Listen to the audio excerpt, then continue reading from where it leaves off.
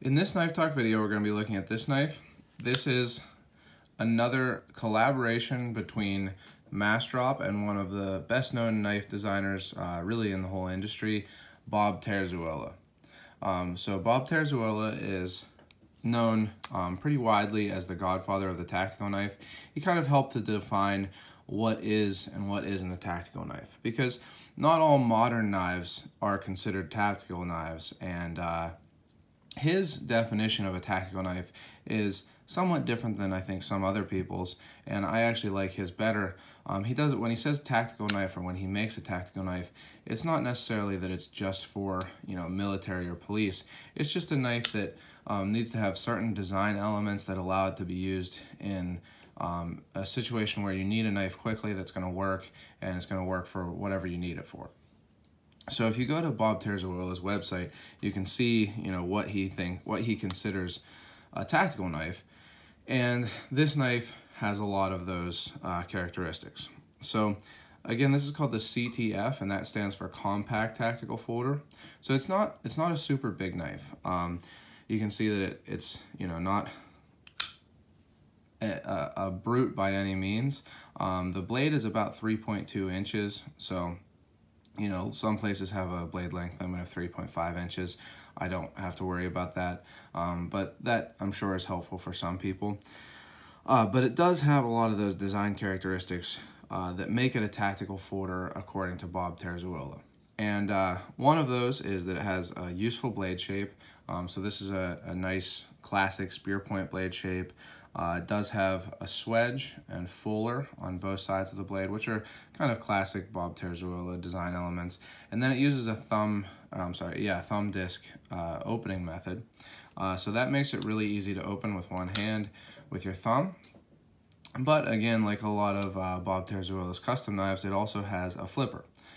So the flipper also works really well, and it's really smooth opening because it is on ceramic ball bearings.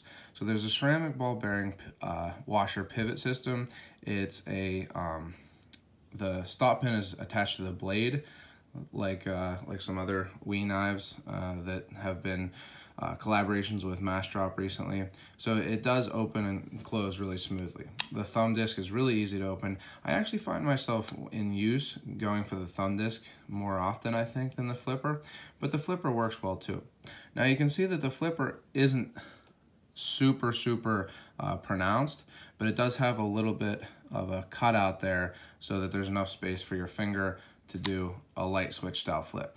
And it is definitely more of a light switch style, so pulling your finger down like that, rather than a push button where you push. So the push button's a little slower, doesn't work quite as well. It's definitely designed to be a light switch style flipper. And it does flip well. It isn't quite as good of a flipper as the other Wii Knives produced MassDrop collaboration that I got recently, the Keen. But we'll talk about that knife a little bit more later. It's a really nice knife. Another part of it that has a lot of those design elements are the handle. So you can see that it has some chamfering along the edges, and it is a G10 handle. It's pretty grippy G10 actually. It's kind of like a peel ply G10 on the flat part, and then the sides are kind of widely chamfered, and it does give it a good feel in the hand. It has a stepped handle, so you can see it kind of has this flat area, then goes down to another flat area, and that's another Bob Terzuola kind of design style thing.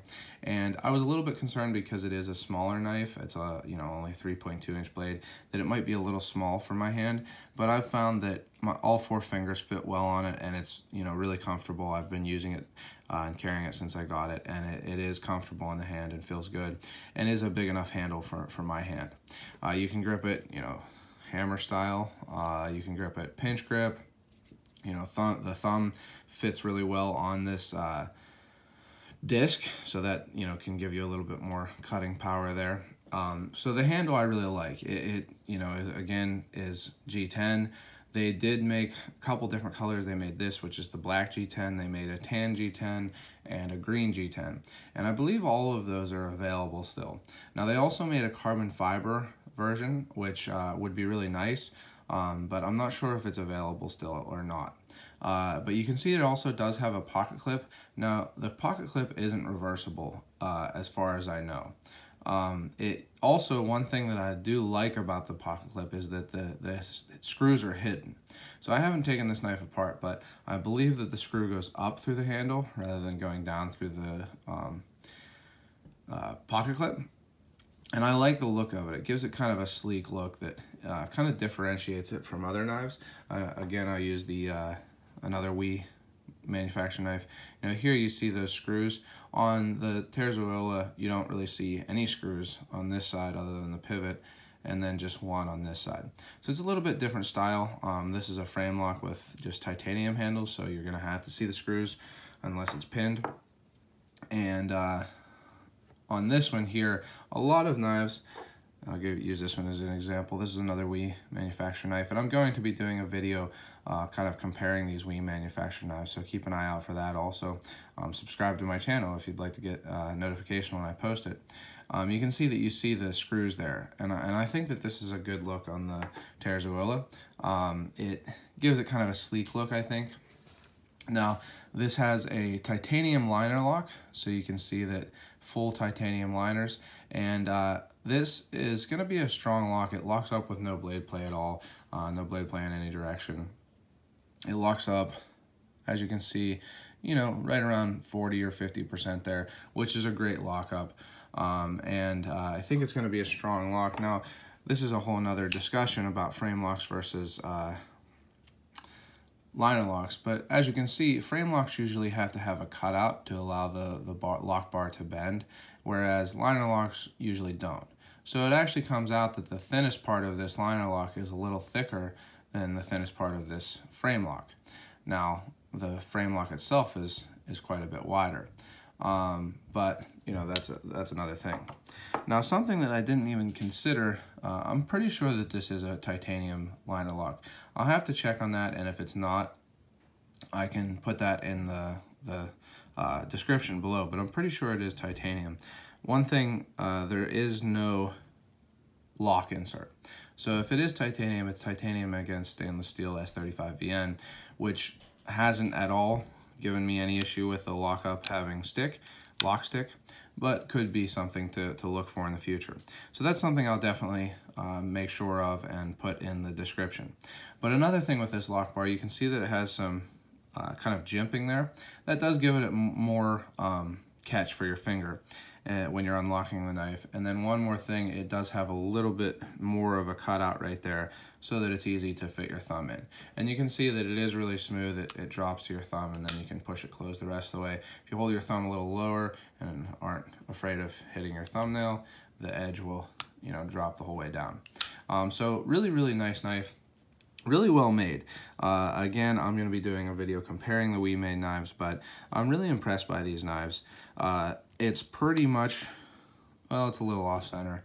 I knew that when I traded into it, but it is slightly off-center, but it doesn't move. Really, the issue with an off-center blade is if it can be pushed over, or if it goes far enough over that it rubs the liners. And this one, when you open it, it doesn't get pushed over at all. So that's not an issue for me on this knife. Yeah, so it's a really nice knife. Now, one thing that I was looking at Bob Terzuola's Instagram recently that I saw is that he was a little bit disappointed that it doesn't have his name on it. So you can see that it has his logo, which is the dragon there, but it doesn't have his name on it. And again, I'll talk about that in the MassDrop WE knives. Actually, I'll talk about it in the WE knives video, but you can see that MassDrop really kind of billboards their logo there. And it's not really I mean, I get that it's a certain style, but I don't really love having that kind of, what's it called, font on knives. It just doesn't fit with these knife designs, either of them really. So I think that it was a little bit of a misstep for MassDrop to put their name on it and just put the logo of Bob Terzuola, the knife designer, because this knife certainly, you know, the real draw to it is the fact that it is a Bob Terzuola knife design in a production knife price. So I think in the future, they will put his name on it. And I do hope, and I've heard that there is another collaboration between Bob Terzuola and We Knives, aka, well, MassDrop and We Knives, in the works. I heard that there's a larger Persian style knife, and that would be really, really cool. I do hope that they do that. But then kind of I think it wasn't finalized, so they took it down. Bob Terzuola took down the post that alluded to that. But I do hope that they do that, because this is a really nice knife. It's really well built, really no issues to it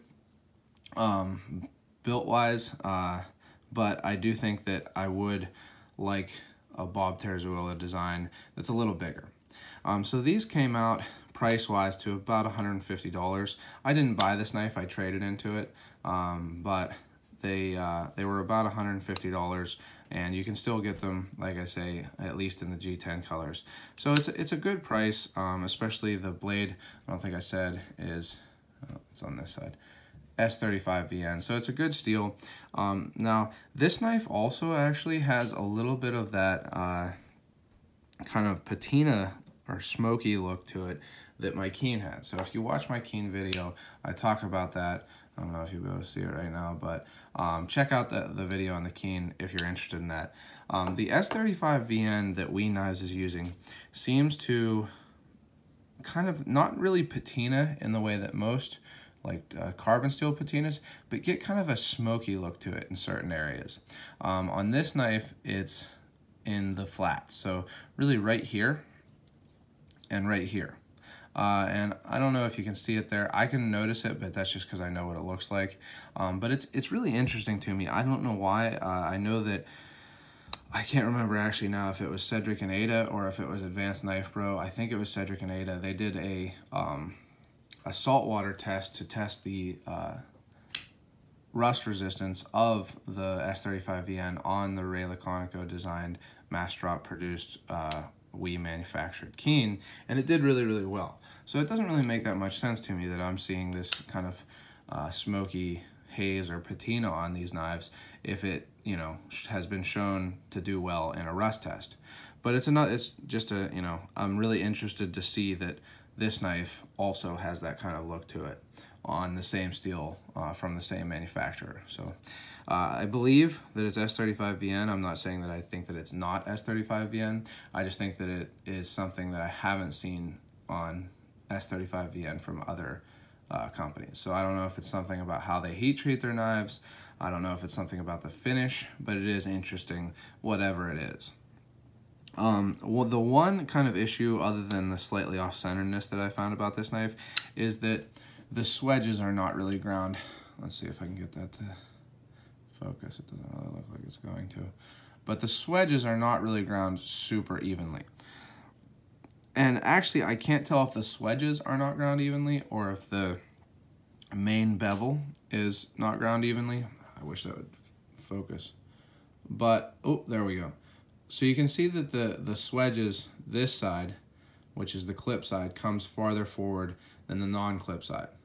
And then the edge, because of that, and this is, you know, sharp as it came, but then sharpened by hand, is a little bit uneven because of that.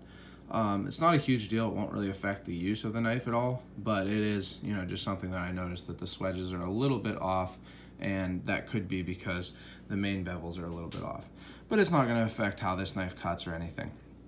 So really few issues with the knife. The pocket clip works well. I found that it comes in and out of the pocket really easily. Again, it flips open nicely. You just have to get a good light switch style flip going. As you can see, opens and closes really easily. Like I said, when I have been carrying and using this knife, I tend to just go for the thumb disc to open it because I think that it's really easy to open like this. But then if I'm sitting somewhere and just you know, playing with a knife, the flipper is certainly a nice addition also. But really, it's a knife that I'm happy with. I was really happy with the trade that I got it in. Check out Feral Wombat on Instagram. I'm not sure exactly how it's spelled, but basically Feral Wombat. Really, really happy with the trade, and I was glad to check out this knife. I've always admired Bob Terzuola's designs and his part in, modern knife history, and I'm happy to have one of his designs. Now, like I said, I am looking forward to if they do another collaboration, if Bob does another collaboration with WE Knives and MassDrop, and I hope that they do one in a larger size. But either way, this is a really nice knife. Again, this is the Bob Terzuola designed, MassDrop produced, WE Knives manufactured, CTF or Compact Tactical Folder. And if you've watched this far, I hope you've enjoyed the video. If so, go ahead and give it a like. If you have any questions or comments, feel free to leave them. I try to answer all of them. And if you would like to get notifications for my other videos, like the one on these WE produced knives, or just check out my other videos. I have a whole lot of videos on other modern knives, other traditional knives. Go ahead and subscribe to my channel, and don't forget to go out and do good.